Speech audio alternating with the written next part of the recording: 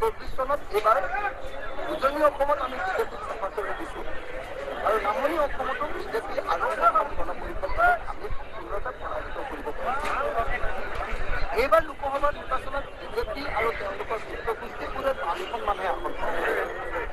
বাকী ৰাইজে মুখ্যমন্ত্ৰীয়ে 14খনৰ ভিতৰত 14খনে পাব বুলি কৈ আছে।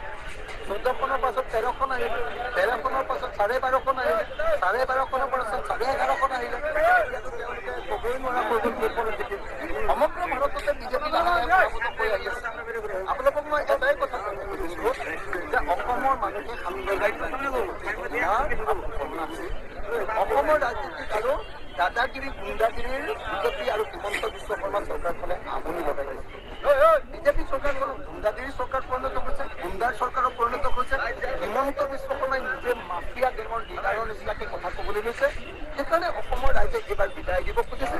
অসমৰ ৰাইজক মই সকলোকে আহ্বান জনাইছোঁ, আহক আমি এইবাৰ বিজেপিক বিদায় দিওঁ আৰু 2026ত আমি লগতে মই গুৱাহাটী ৰাইজক আহ্বান জনাম। গুৱাহাটীত আমি এগৰাকী অত্যন্ত যোগ্য মহিলাক এইবাৰ আমি কেণ্ডিডেট দিছোঁ, যোগ্য পাৰ্টীক আমি কেণ্ডিডেট দিছোঁ। তেওঁ হ'ল মীৰা বৰঠাকুৰ গোস্বামী বাইদেউ। মীৰা গোস্বামী বৰঠাকুৰ বাইদেউক আমি সকলোকে ভোটদান কৰিবৰ কাৰণে আহ্বান জনাইছোঁ। আপোনালোকে সকলোৱে জানে যে বিজুলী কলিতা মেধি সকলো কোনেই চিনি নাই। বিজুলী কলিতা মেধি কোন লোক, কি কাৰণে বিখ্যাত, ক'ত কি কিয় বিখ্যাত, এইটো কোনেও নাজানে।